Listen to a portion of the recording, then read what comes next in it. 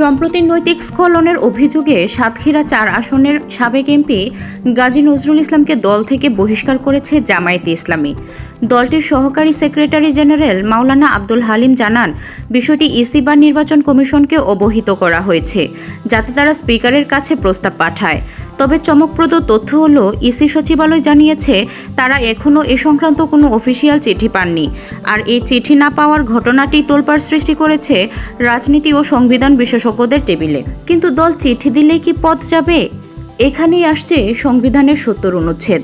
আমাদের সংবিধান অনুযায়ী কোনো সংসদ সদস্য যদি নিজ দল থেকে নিচে পদত্যাগ করেন অথবা সংসদে দলের সিদ্ধান্তের বিরুদ্ধে ভোট দেন, কেবল তবেই তার সদস্য পদ শূন্য হবে। কিন্তু দল যদি কাউকে বহিষ্কার করে, তবে সংবিধান অনুযায়ী তিনি স্বয়ংক্রিয়ভাবে এমপি পদ হারান না। সংবিধান অনুযায়ী পদ হারানোর কারণ দল কর্তৃক বহিষ্কারের ফল: ১. নিজ থেকে দল ত্যাগ বা পদত্যাগ, সরাসরি এমপি পদ বাতিল হয় না। ২. সংসদে দলের বিরুদ্ধে ভোট প্রদান, বিষয়টি সিদ্ধান্ত নেবেন স্পিকার। কিন্তু দল চিঠি দিলেই কি পদ যাবে? এখানেই আসছে সংবিধানের ৭০ অনুচ্ছেদ।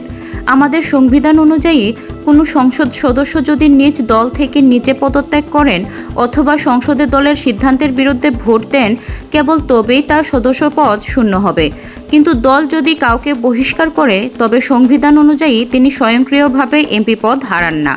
সংবিধান অনুযায়ী পদ হারানোর কারণ দল কর্তৃক বহিষ্কারের ফল: ১. নিজ থেকে দল ত্যাগ বা পদত্যাগ, সরাসরি এমপি পদ বাতিল হয় না। ২. সংসদে দলের বিরুদ্ধে ভোট প্রদান, বিষয়টি সিদ্ধান্ত নেবেন স্পিকার। ইতিহাসে এমন দুটি ভিন্ন নজির আমরা দেখেছি। প্রথমটি গোলাম রেজা কেস। জাতীয় পার্টির সাবেক এমপি HM গোলাম রেজাকে দল বহিষ্কার করলেও স্পিকারকে আনুষ্ঠানিকভাবে না জানানোর কারণে তার এমপি পদ বহাল ছিল। দ্বিতীয়টি লতিফ সিদ্দিকী কেস। আওয়ামী লীগের সাবেক এমপি লতিফ সিদ্দিকীকে দল থেকে বহিষ্কারের পর স্পিকারের কাছে প্রফেশনাল আবেদন জানিয়ে জটিল আইনি প্রক্রিয়ায় তার পদ বাতিল করা হয়েছিল। তাহলে গাজী নজরুলের ভবিষ্যৎ এখন কোন দিকে গড়াচ্ছে? আইনি বিশ্লেষকদের মতে, জামাত তাকে দল থেকে সরাতে পারলেও এমপি পদ সরাসরি কেড়ে নিতে পারে না। বিষয়টি এখন নির্ভর করছে জামাতের চিঠি নির্বাচন কমিশন হয়ে স্পিকারের টেবিলে কিভাবে পৌঁছায় এবং আদালত বা স্পিকার এর কী ব্যাখ্যা দেন তার উপর।